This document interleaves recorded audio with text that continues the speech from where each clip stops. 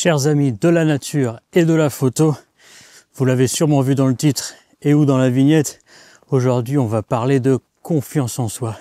Et pour ça je vous emmène sur une crête vraiment pas très connue, quoique pas mal fréquentée par les locaux, parce qu'il y a un type de pierre que j'aimerais bien prendre en photo. Et aujourd'hui je vous fais des petites vacances, ça sera pas les vidéos de cailloux en noir et blanc comme les deux dernières, ça sera juste pour le plaisir. Allez, ça monte bien.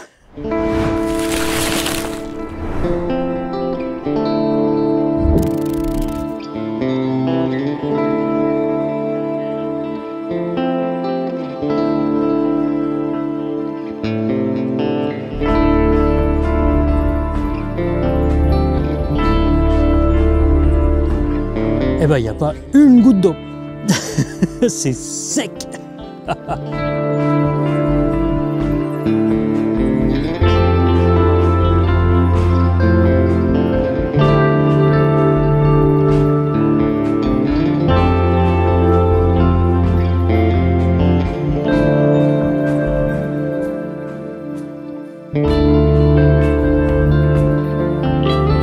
Je m'arrête une petite seconde devant ce rocher en forme de fallu. C'est pas que la rando soit très compliquée, mais je crois qu'il doit faire 29 degrés là. L'été n'est pas encore là, mais je voulais remercier toutes celles et ceux qui ont réagi très positivement ici dans les commentaires ou sur les réseaux sociaux à ma nouvelle série noir et blanc sur les rochers à et autour de Séoul. Donc merci, ça me motive beaucoup. Surtout que là, j'ai passé 2 semaines assez compliquées, j'ai été malade, j'ai eu beaucoup de travail, enfin bon, 2025 c'est vraiment une super année. Donc merci beaucoup.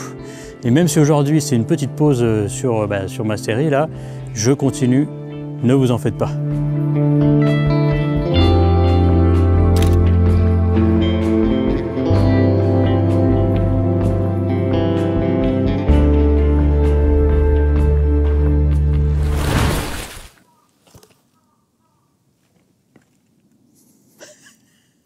Aujourd'hui, je voulais parler d'un sujet que Antoine m'a de manière déguisée suggéré dans un de ses commentaires passés. Et c'est quelque chose qu'on peut appeler le manque de confiance en soi, l'insécurité ou le syndrome de l'imposteur. Par rapport à la dernière vidéo, je vais essayer de faire encore plus court. Donc pour vous introduire le sujet, je voulais vous dire que j'ai moi personnellement souffert pas mal du syndrome de l'imposteur, du manque de confiance en soi. Et je peux vous dire qu'on s'en débarrasse jamais. Cependant, on arrive petit à petit à s'accoutumer à ce sentiment et à, le plus souvent, le laisser de côté. J'ai donc pensé que si je vous donne les quelques conseils que j'ai appris avec les nombreuses années que ça m'a pris et d'arriver jusqu'à aujourd'hui, pour vous, ça pourra peut-être vous être utile à justement à réduire ce temps. Avant tout, je voudrais vous dire que si vous avez ce sentiment, c'est tout à fait normal et je pense que c'est quelque chose qui touche beaucoup tous les artistes parce qu'on fait quelque chose où il n'y a pas vraiment de règles malgré tout ce qu'on peut en dire et où on est obligé de faire de l'expression personnelle, c'est-à-dire qu'on est obligé de s'exposer devant tout le monde. Donc forcément, ça amène des questionnements sur soi et on a rarement les réponses. Donc au niveau des conseils, comme toujours, je vais y aller crescendo, du moins important à ce que je pense être le plus important. Mais avant, je voulais pas montrer encore, mais je suis en fait au pied du premier escalier. Il a l'air bien costaud, donc je vais avancer et je vous donne ces conseils juste après.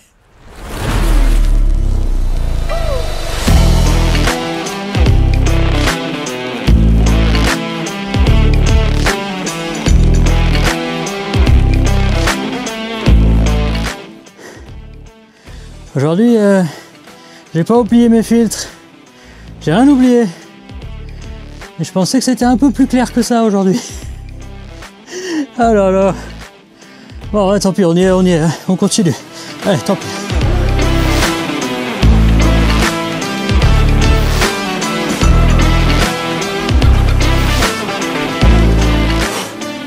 Ah, l'acide lactique dans les cuisses là, et les fesses. Ah, c'est tombé. Oh putain. Il y avait marqué qu'il n'y avait pas de pollution aujourd'hui. C'est quoi ça? En fait, je vous l'ai pas dit, mais Il y en a encore.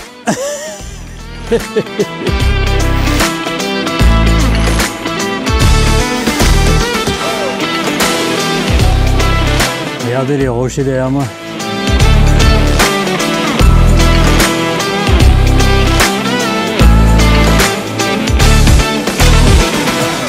Ah, ça commence enfin à sentir bon. Et surtout, ça commence à sentir la fin des escaliers. Je vais prendre vite fait une photo d'eux. Et j'avance vers le spot de ce soir.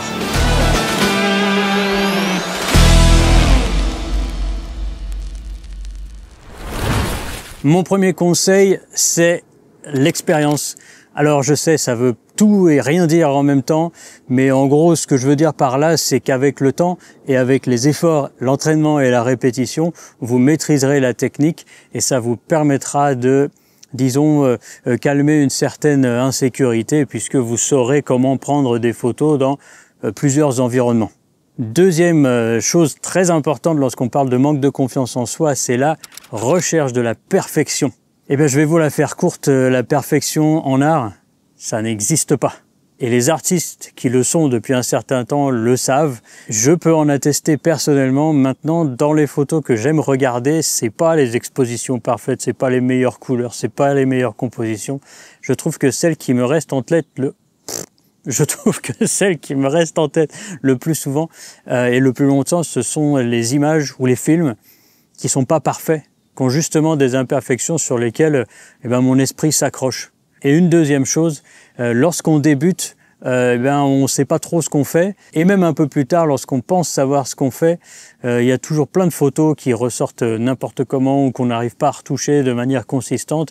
Et on a l'impression qu'il y a une raison incohérente, il y a une raison irrationnelle qui fait qu'on ne peut pas y arriver. Et du coup, cette irrationalité fait qu'on va se diriger vers des concepts qui nous paraissent plus objectifs sur le moment, comme la perfection, surtout la perfection technique. 안녕하세요. Et malheureusement, c'est une illusion parce que la perfection n'existant pas, certes, on veut s'y raccrocher, mais c'est pas un benchmark du tout. Ne comparez pas ce que vous faites avec ceux qui vous paraissent parfaits, ça n'existe pas. Au contraire, parlez à ces gens-là et vous verrez qu'ils seront peut-être un petit peu moins fiers de leurs photos que ce que vous êtes content de leurs photos. Enfin, sur le sujet de la perfection, j'aurais peut-être dû faire une vidéo complète sur la perfection d'ailleurs. Enfin bon, dites-vous que ce que vous pouvez faire de mieux pendant un shoot, pendant la retouche, c'est votre mieux. Troisième conseil que je peux vous donner, ça va peut-être pas vous faire plaisir, mais c'est exposez-vous, mais soyez toujours prêt à prendre du rejet. En gros, soyez prêt à vous prendre des claques d'ego, quoi. C'est ça que ça veut dire. C'est jamais facile, c'est même très difficile. Mais moi, aujourd'hui, c'est jamais très simple. Il faut prendre une bonne respiration, il faut prendre sur soi et accepter la critique négative. On est tous comme ça. Mais je pense que c'est important parce que en regardant ma timeline de photographe, quoi, pour ainsi dire, les moments clés où j'ai évolué dans la façon de travailler, elles ont presque, à part une fois, presque toujours été à la suite d'une critique très négative, mais réelle. Juste dire c'est nul, ça me fera pas changer. Mais lorsque j'entends que mon travail est critiqué de manière très réaliste, ou que ma façon de travailler est critiquée de manière négative mais réaliste, ça me force à me poser des questions. Et donc, ça me force à essayer d'imaginer ma façon de travailler et mon travail de manière différente. Et c'est comme ça que j'ai le plus évolué. Donc, en gros, une bonne claque d'ego, ça fait jamais plaisir, mais il peut sortir des choses bien. Une deuxième chose qui est reliée justement à exposez-vous. Exposez-vous pour savoir ce que votre audience attend de vous. C'est un conseil pour beaucoup de gens, mais si vous gardez vos photos pour vous, vous n'avez pas de benchmark pour savoir si ce que vous faites, ça plaît à des gens ou pas. Alors, spoiler, ça va forcément plaire à des gens, mais si vous communiquez avec ces gens-là, la joie que vous verrez pour eux de voir votre travail va vous remettre en confiance et peut-être que le syndrome de l'imposteur va diminuer pour vous, donc c'est quand même important. L'avant-dernier point, je vais vous parler d'argent, que ce soit un service photo ou des impressions photo, peu importe, mettez un prix sur votre travail. Vous Ça peut ne paraître qu'être de l'argent, mais en réalité, si vous êtes en accord avec votre prix et que d'autres personnes, d'autres humains sont prêts à dépenser ce montant-là pour acheter soit votre travail, soit votre service, eh bien ça vous mettra en confiance par rapport à la qualité de votre travail. Et vous n'aurez plus besoin d'aller chercher des soi-disant qualités objectives dans la perfection photo. Non, tout ce qui vous importera, c'est de satisfaire vos clients et de vous satisfaire vous-même. Dernier conseil qui pour moi est le plus important, il faut que vous appreniez à reconnaître les photos qui peuvent marcher des photos qui ne peuvent pas marcher. Vous le savez, en photographie de paysage, mais je pense dans tous les autres styles de photographie, on a 1% de réussite sur 99% de poubelles. Ça veut dire que si vous vous acharnez sur 100% de vos photos, vous vous acharnez sur 99% qui ne peuvent pas fonctionner. Et donc, vous jugez la qualité de votre travail, vous jugez vous sur 99% de poubelles. Il n'y a rien de pire pour se ruiner le moral. Donc non, apprenez à écouter votre ressentiment et si vous ressentez que ça peut pas marcher, n'essayez même pas. Passez à autre chose, passez à quelque chose qui peut marcher. Et un dernier petit bonus comme ça, les 1% sur lesquels vous vous jugerez vous et donc vous boosterez votre confiance, comparez-les aux 1% de l'année précédente et aux 1% de l'année précédente et vous verrez soit une grande évolution vers le mieux, soit vous verrez que finalement, vous n'êtes pas si mauvais que ça. Donc ne travaillez que sur des images qui peuvent marcher, vous valez mieux que les 99% de poubelles. En parlant de trucs qui le font et de trucs qui le font pas, regardez-moi ce coucher de soleil de ouf. Qu'est-ce que vous en dites?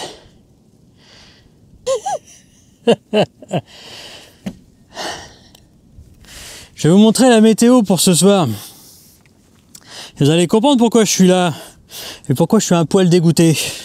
Alors en Corée, sachez qu'il y a du service téléphonique partout sur pratiquement tout le territoire, sauf sur cette montagne, c'est un truc de fou. Et pourtant on a Séoul là au bout de à nos pieds.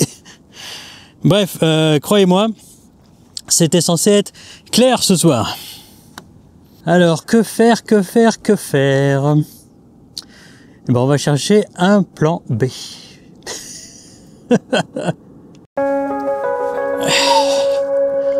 Pas beau, hein? Pas beau. Ouais, donc vous pouvez le voir sur moi.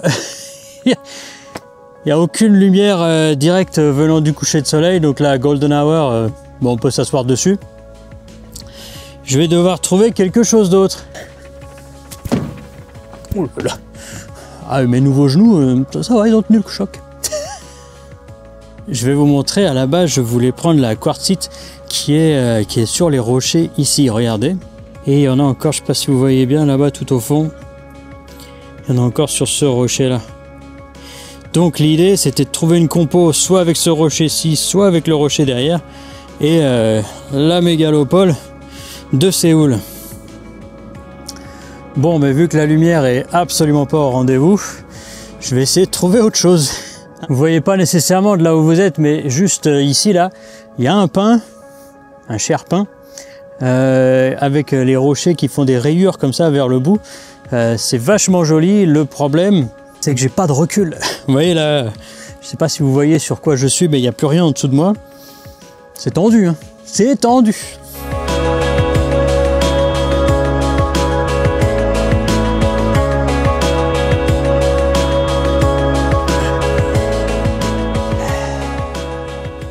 Là, je suis très partagé entre lâcher l'affaire ou poursuivre. Parce que la réalité, c'est que ce bout de rocher, il est très joli, hein, mais il n'est pas très très grand. Et sincèrement, je vois pas trop quel autre compo il peut y avoir. Donc je vais pousser encore. Ah non, je vais pousser encore un petit peu. Faut jamais laisser. La semaine dernière, la dernière vidéo, je sais plus quand, j'ai parlé de persévérer. Donc on va persévérer, on va trouver un truc. Et si on ne trouve pas, ça sera l'illustration involontaire, mais parfaite, comme quoi il y a des trucs qui marchent et des trucs qui marchent pas, et quand ça marche pas, ça marche pas. Bon, il y a une lumière très douce, ça j'aime bien, on est dans la blue hour avant le coucher de soleil, ça c'est cool. Je pense avoir trouvé une compo Vous allez voir comment je dois la prendre. Autant vous dire que c'est pas la peine de rêver à mettre un pied, un filtre ou quoi, parce que c'est trop compliqué.